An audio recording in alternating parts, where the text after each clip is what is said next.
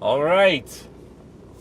So had a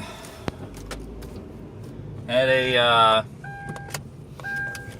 well, I woke up really early and I was kind of messing around on my phone. Not ideal, but I felt kind of compelled to go through some old articles I had saved, and one was on this article. This is this guy I've been following for a long time. He does business stuff, and but he's real like conceptual kind of guy. And what he had was, this framework, and he based it off this actually older book, something called The Theory of Constraints, which basically says every system with a goal has one kind of thing limiting it, like a greatest limit at least, and worrying about anything besides that limit is a waste of time, because no matter what else you improve in your business, if this one thing is limiting you, you can improve everything else, you're not gonna get any greater output. So he likened it to a manufacturing line. If one station can produce 50, another station can produce 100, per hour or whatever, and another can do 150, the most you're going to get at the end of that line is 50, because that's the most the lowest one can produce. So anyways, how this pertains to Christianity and the stuff I do with the sower is basically the sower shows you where your limit is. And if you're working on anything besides that one area, you're wasting your time. So, excuse me. So basically, the good soil is, you're bearing fruit, you're loving the one in front of you. If you're not doing that, if you're not able to do that, what is the thing that's limiting you? Is it hard-heartedness? Are you not humble? Are you not, do you not know how you're supposed to be living? God's outcomes. What does God want? You're not reading the Bible. 2 or 3.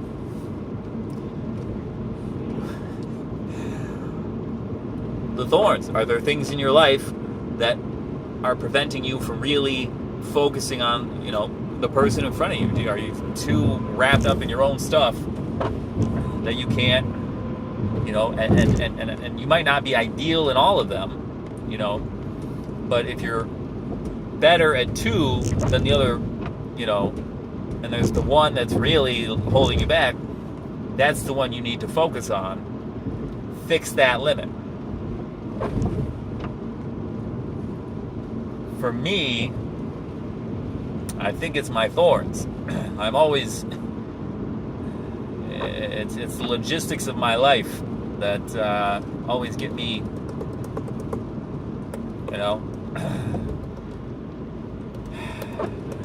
So that is insightful for me. Now I'm like, okay, I need to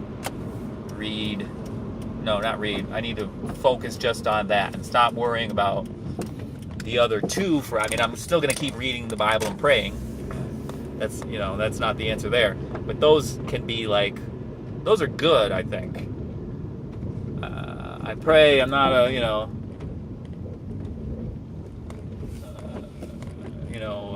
type of person who's gonna. I don't think I'm extremely prideful. What do I know? But then, at the same time, what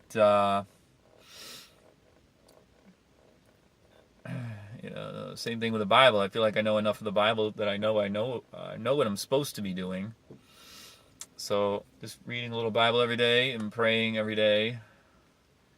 But getting my thorns, my life, my logistics, getting all that.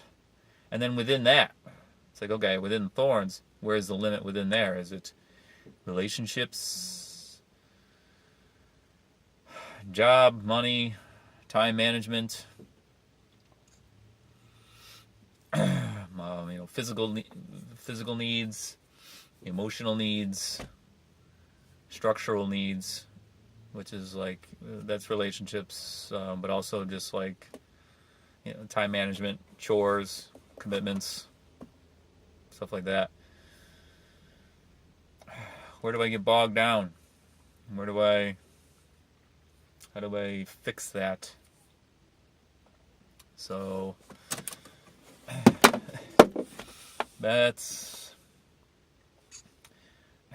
that'll help me focus on, because I've been asking for answers regarding that. My inability to really make progress, I think, in anything, in bearing fruit, and I think that's part of it. That's been what's been holding me back. So distracted by different things. Distracted by my own outcomes. There's certain things in my life, and I don't think they'd be bad to have, but maybe that's not what God wants for me. So just forget about that kind of stuff for right now and focus on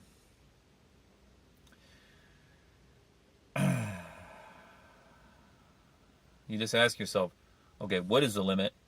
What is the obvious solution? What is the obvious solution to me always feeling rushed?